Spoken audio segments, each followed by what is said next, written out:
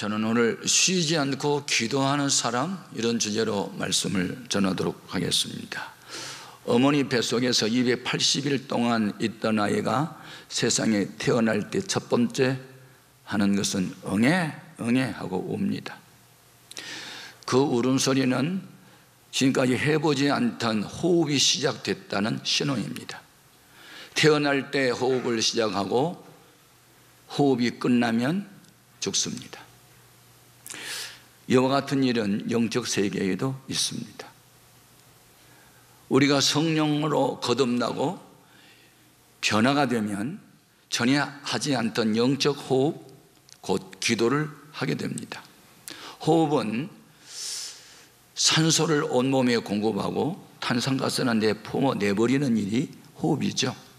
기도라고 하는 것은 하나님께서 주시는 은혜는 받아들이고 내 안에 있는 죄악의 나쁜 것들은 다 내버리는 것입니다.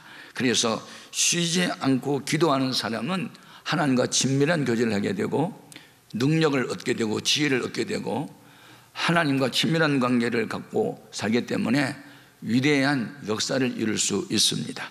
오늘 본문에 나타난 여기 다니엘이라고 하는 사람은 청소년 때부터 지금 나이가 80이 넘은 이때까지 하루에 3번씩 기도를 쉬지 않았습니다. 하나님이 그를 복 주셨습니다. 저 바벨론 나라에 포로민으로 끌려갔지만 지혜와 총명과 모든 것이 뛰어남으로 그 나라의 총리가 되죠. 느부갓네살 왕, 벨사살, 다리오 왕, 아수르 왕에 이르기까지 계속해서 왕들은 바뀌어도 국무총리 자리는 지켜냈습니다. 그것은 기도를 쉬지 않는 결과였습니다. 오늘 본문에 등장된 이 말씀은 다리오 왕 통치할 때 그 나라가 얼마나 넓었던지 도지사를 120명을 세웠습니다. 국무총리 셋을 세웠습니다. 총리 한 사람당 40개의 도를 관할하도록 했습니다. 그리고 3명의 국무총리 가운데 소위 수석총리로 다니엘을 세우려고 합니다. 그러자 다른 두 총리와 고관들이 시기가 났습니다. 자국민 제껴놓고 외국에서 들어온 사람에게 수석총리를 세운다? 자존심 상한다는 겁니다. 그래서 그 다니엘을 없애버리고 싶었습니다. 하지만 공직사회에 일하고 있는 다니엘이 흠을 잡을 데가 없어요. 흠이 있어야 고발을 하는데, 그래서 종교적인 문제를 가지고 들어옵니다. 우리 바벨론 사람들이 섬기지 않는 하나님을 믿는 것, 이것을 걸고 넘어뜨리자. 그래서 앞으로 30일 동안에 바벨론 사람들이 섬기는 신, 그들은 곧 왕을 섬겼거든요. 왕 외에 다른 신 앞에 기도를 하는 사람은 사자의 밥이 되게 하자. 악한 법을 만들어서 왕으로 하여금 그것을 반포하게 합니다. 그런데 쉬지 않고 기도하는 다니엘을 하나님은 지켜주셨으니 다니엘이 결국 기도를 하다가 발각이 돼서 사자골석에 던져져요. 그때 하나님이 천사를 보내가지고 사자의 입을 다물게 합니다. 저는 성경을 읽다가 이런 생각이 들었어요. 하나님이 사자들에게 금식 기도를 시켰다. 며칠 동안 굶겨놨으면 무기가 오면 먹어야 되는데 먹고 싶은 생각이 없어요. 하나님이 하신 거죠. 이것을 알게 된 다리오 왕은 아니 이 착한 사람, 민첩한 사람, 지혜와 총명이 뛰어난 사람을 누가 죽이려고 이거 모함한 거다. 조사가 들어가게 됐고 결국은 그들이 들춰나게 됐죠. 그래서 그 나쁜 사람들을 데려오라. 그들만 데려오지 말고 저 자식도 데려오라. 그들을 묶어서 사자굴석에 던져라. 그동안에 며칠 굶었다가 먹이가 들어오니 다 사람을 잡아먹어버렸다. 그래서 하나님 앞에 기도하는 사람은 하나님이 지키시고 기도하는 사람을 괴롭히는 사람은 하나님의 원수를 갚았다 하는 이야기가 여기 나옵니다. 여러분, 그때의 임금이 깨달았어요. 상천하지에 살아있는 신은 하나님밖에 없다. 다니엘이 믿는 하나님을 누구든지 설만히 여기는 사람은 죽이겠다. 그 하나님을 찬양하라고 오히려 불신자였던 왕이 전도를 하는 놀라운 일들이 벌어집니다. 다니엘서 6장 25절 이하를 한번 볼까요? 이에 다리오 왕이 온 땅에 있는 모든 백성과 나라들과 언어가 다른 모든 사람들에게 조서를 내려 이르되 원하건대 너에게 큰 평강이 있을지어다. 내가 이제 조서를 내리노라. 내 나라 관할 아래에 있는 사람들은 다 다니엘의 하나님 앞에서 떨며 두려워할지니 그는 살아계신 하나님이시요 영원히 변하지 않으실 이시며 그의 나라는 멸망하지 아니할 것이요 그의 권세는 무궁할 것이며 그는 구원도 하시며 건져내기도 하시며 하늘에서든지 땅에서든지 이적과 기사를 행하시는 이로써 다니엘을 구원하여 사자의 입에서 벗어나게 하셨습니다 하였더라. 아멘. 우리는 어떤 하나님을 믿는가 하면 문제보다 크신 하나님을 믿습니다. 문제보다 크신 하나님을 믿는 사람은 쉬지 않고 하나님의 도움을 구합니다. 그러면 악의 세력이 나를 공격할 때라도 하나님이 이기게 하십니다. 어떻게 이기게 하는가? 넉넉하게 이기게 하십니다. 로마서 8장 35절 누가 우리를 그리스도의 사랑에서 끊으리요? 환난이나 공고나 박해나 기근이나 적신이나 위험이나 칼이랴. 37절 그러나 이 모든 일에 우리를 사랑하시는 이로 말미암아 우리가 어떻게 이겨요? 넉넉하게 이길 수 있다는 겁니다. 기도는 호흡입니다. 호흡이 끝나면 죽는 것입니다. 기도는 쉬지 않고 해야 됩니다. 그러면 쉬지 않고 기도하는 사람에게 하나님이 어떤 은혜를 줄까? 첫째는 영을 탁월하게 하십니다. 3절 말씀 같이 읽어요. 다니엘은 마음이 민첩하여 총리들과 고관들 위에 뛰어남으로 왕이 그를 세워 전국을 다스리게 하고자 한지라. 예. 다리오 왕이 다니엘을 수석 총리로 세우고자 하는 이유는 그가 남달리 민첩했다. 예. 민첩이 뭐죠? 생각이 재빠르고 행동이 날쌔다. 그건 국어사전적 의미예요. 그런데 사람은 일을 시켜보면 민첩성을 알 수 있어요. 이 민첩성이 없는 사람은 구체적으로 일을 하나하나 가르쳐줘도 일을 못해요. 그러니까 일을 시킨 사람도 답답하고 본인도 답답하고 스트레스를 빚어받아요. 그런데 이 민첩한 사람은요, 한마디 하면 두 가지를 이해하고 일 하나 시키면 두 개, 세 개를 해내요. 그러니 이렇게 민첩성이 뛰어난 다니엘을 왕이 사랑할 수밖에 없었고 시임할 수밖에 없었어요. 그래서 수석장로를 세우고자 하는 겁니다. 예. 그러면 그 민첩성을 뛰어나게 할 수밖에 없었던 이유가 있어요. 어떻게 그렇게 민첩성이 뛰어나게 하셨을까? 이걸 원어를 봐야 되거든요. 그 원어에서 나중에 라틴어가 영어로 번역이 됐는데, 영어에 보면 여기 민첩하다는 말은 영이 탁월하다는 뜻이었어요. 그래서 제가 영어로 한번 써봤어요.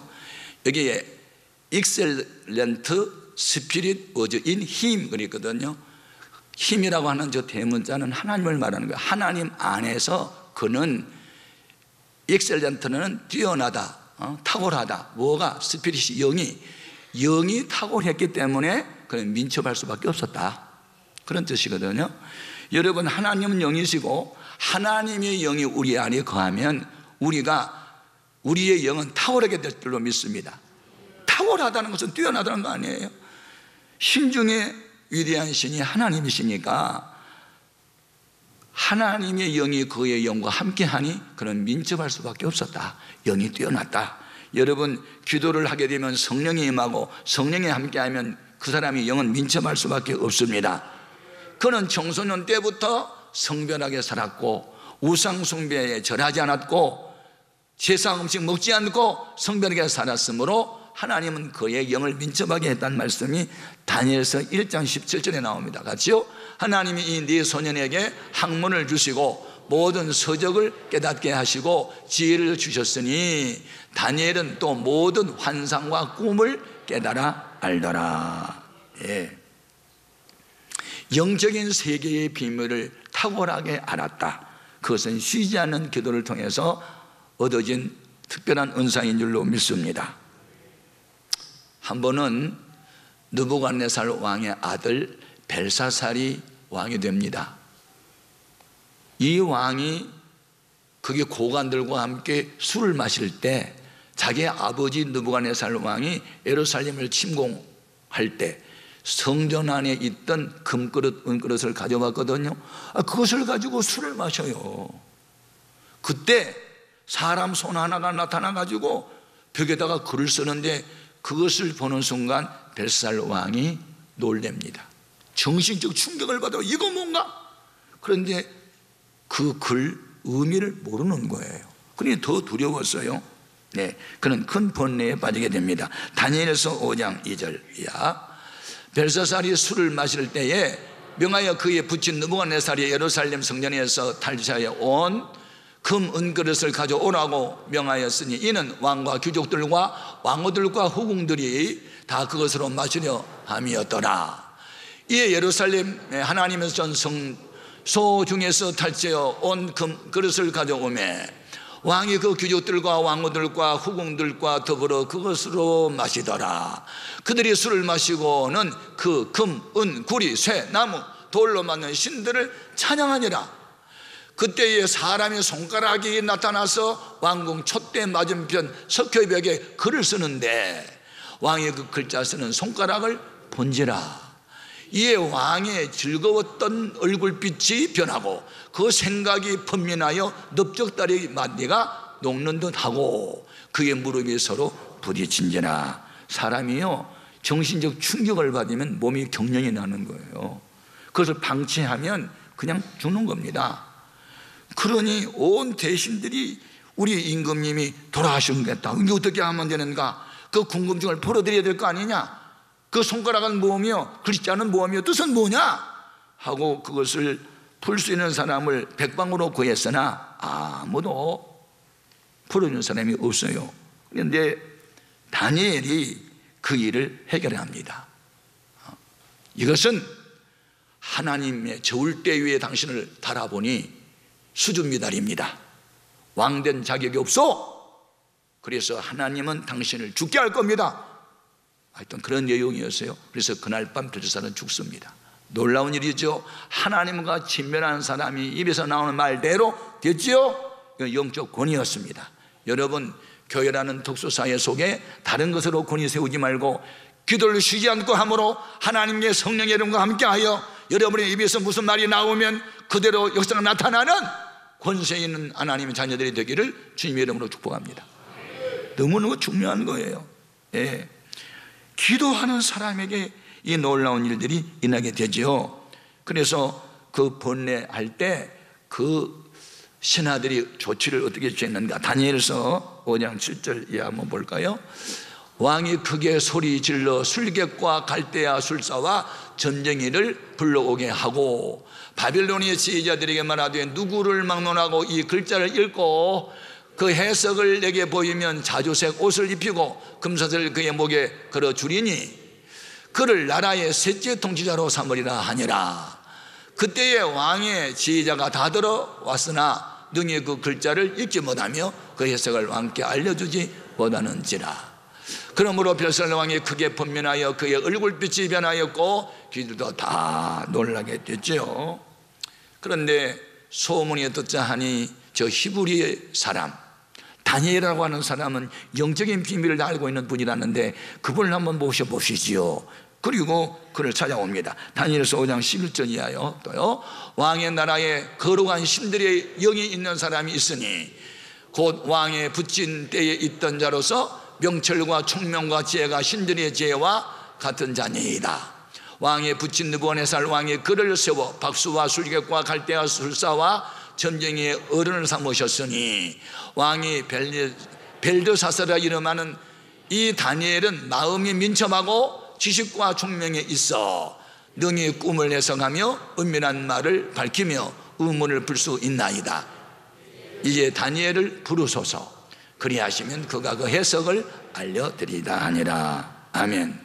다시 말하면 쉬지 않고 기도하는 다니엘은 어떤 문제든지 해답을 갖고 있을 수 있었으니 그 해답은 하나님이 주는 해답이었습니다.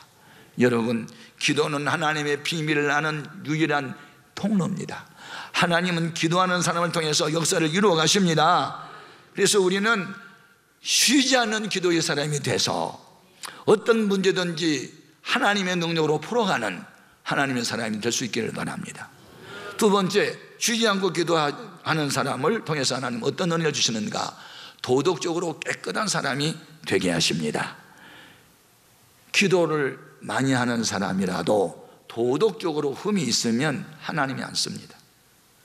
믿음이 참 좋은 것 같은데 사람하고 원수를 맺거나 거짓말을 잘하거나 음란하거나 욕심을 부리거나 교만하거나 이런 사람 하나님 바로 믿는 게 아닙니다. 예수님은 왕이신데도 종의 형체를 가져 사람들을 섬겼습니다. 다른 사람을 위해서 자기가 희생의 십자가를 졌습니다. 다니엘은 거룩한 삶을 살았어요. 그것은 끊임없이 하나님의 말씀을 묵상하고 쉬지 않는 기도 생활이 그로 하여금 거룩하게 한 겁니다.